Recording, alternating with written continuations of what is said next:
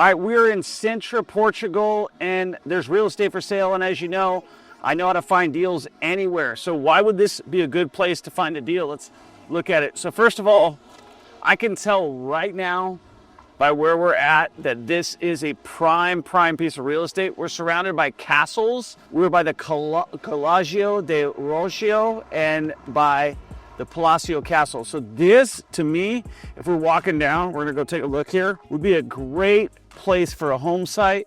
You are kind of in this California-esque Santa Barbara area where you've got views of the ocean and you've got like natural valleys, okay? So if you're looking for a good piece of real estate in Sintra, this would be a great place for real estate. But if you're looking for a good place of real estate in general, and you're saying, hey, Troy, how do I find good pieces of real estate?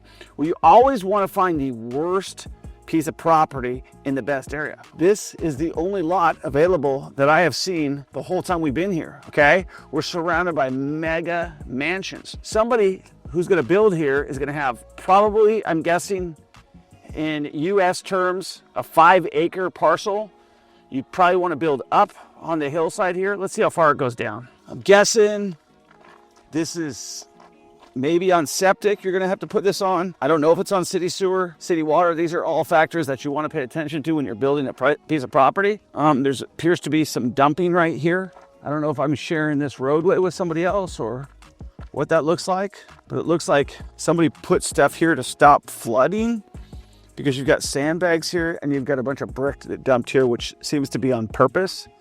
So probably some erosion at some point in time, but you can tell, like, this doesn't really show you, kind of give it justice, but this reminds me of like the Napa Valley or something in between there.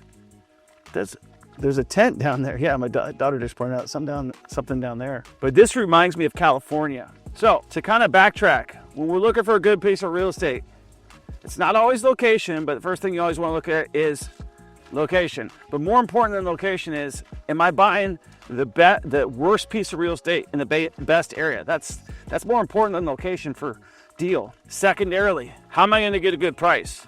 Well, if you got cash, that's always your best option. But what I've found out a lot of times is people think that they got a piece of land like this, they think they're sitting on some sort of gold. The reality is if it's not producing you income, it's not making you any money, okay? So you want income producing assets to get rich in real estate. Whether you're buying a home or whether you're buying a piece of commercial real estate or whether you're buying an apartment building, whether you're buying a piece of land, if it doesn't produce you income, it costs you income. So you want an income producing asset. So if you're trying to buy your first piece of real estate, my suggestion is do a house hack. Third, most important advice.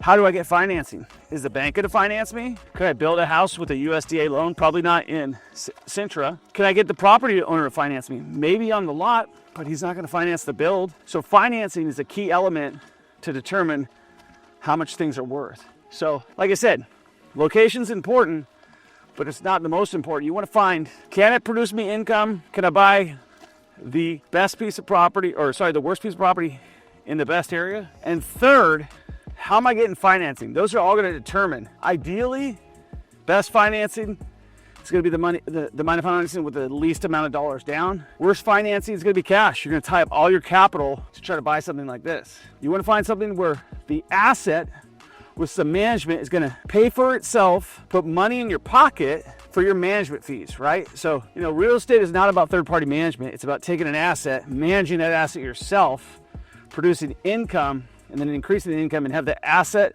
pay for the bank servicing loan, the seller servicing, and put income in your pocket for managing. That's long-term real estate. If you want to flip real estate, that's an entirely different thing. We'll talk more about that later.